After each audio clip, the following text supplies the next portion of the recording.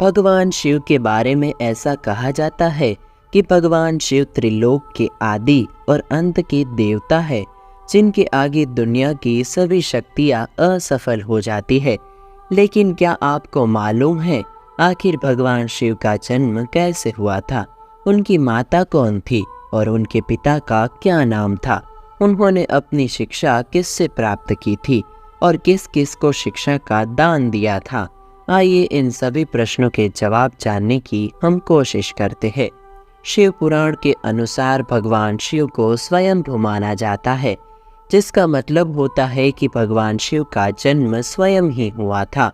यानी कि इससे एक बात तो साफ हो जाती है कि ना ही भगवान शिव की कोई माता थी और ना ही भगवान शिव के कोई पिता थे। इसी कारण से भगवान शिव पंच तत्वों से भी परे है, जिस कारण से इन्हें मृत्यु का भी कोई भय नहीं है और इनकी मृत्यु कभी नहीं हो सकती।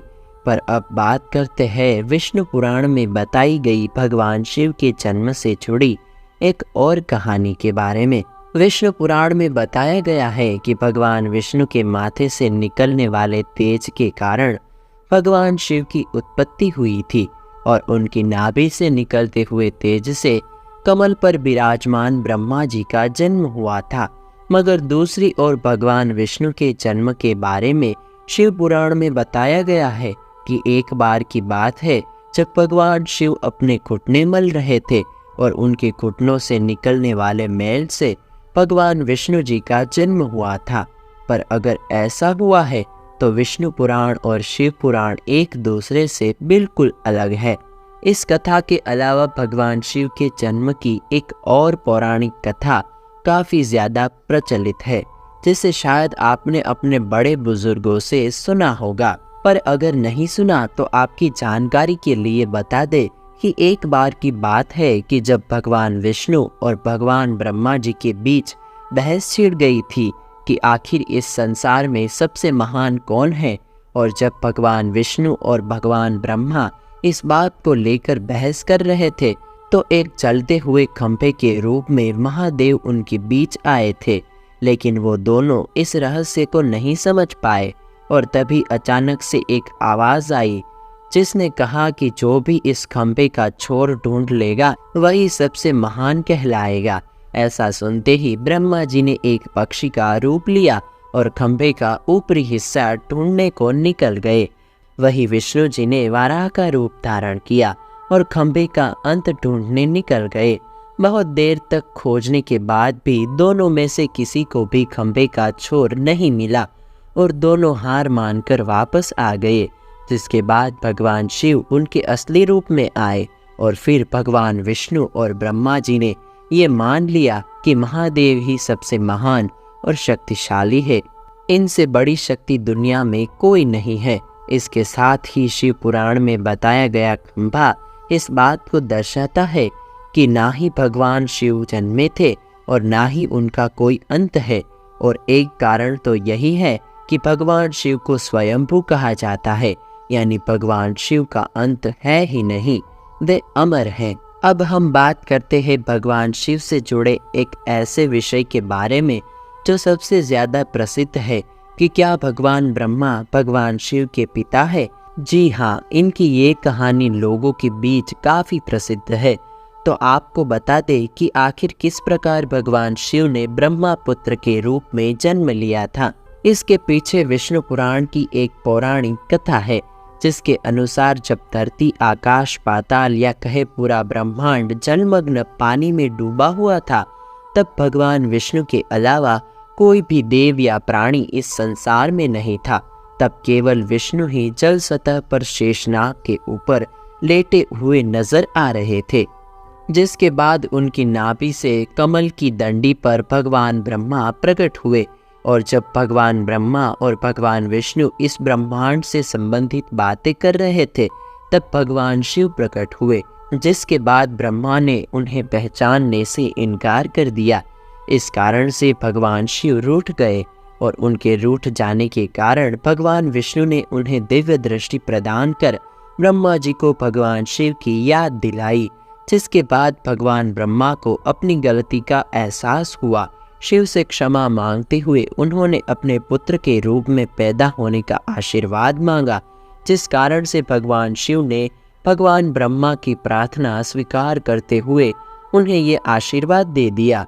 लेकिन इसके बाद जब भगवान ब्रह्मा ने इस सृष्टि की रचना शुरू की तो उन्हें एक बच्चे की ज़रूरत पड़ी और तब उन्हें भगवान शिव का आशीर्वाद ध्यान आया, जिसके लिए ब्रह्मा जी ने तपस्या की और बालक के रूप में भगवान शिव उनकी गोद में रोते हुए प्रकट हुए। आपको बता दें कि ये भगवान शिव का एकमात्र बाल रूप है। जब भगवान ब्रह्मा ने उनके रोने का कारण पूछा तो उन्होंने बताया कि उनका कोई नाम नहीं है। तब ब्रह्मा ने भगवान शिव का नाम रुद्र रख दिया, जिसका मतलब होता है रोने वाला।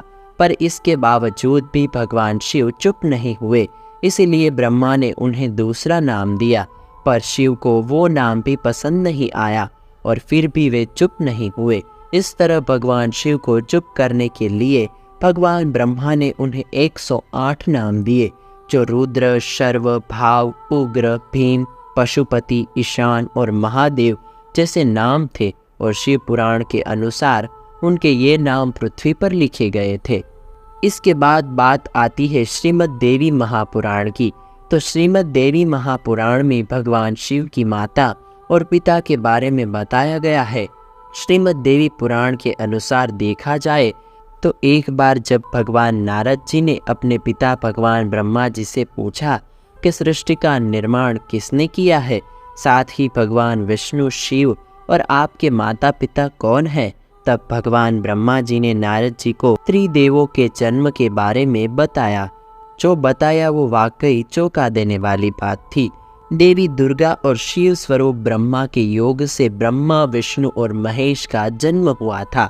यानी प्रकृति का रूप लिए माता दुर्गा ही हम तीनों की माता है और ब्रह्मा यानी फल सदाशिव हमारे पिता है।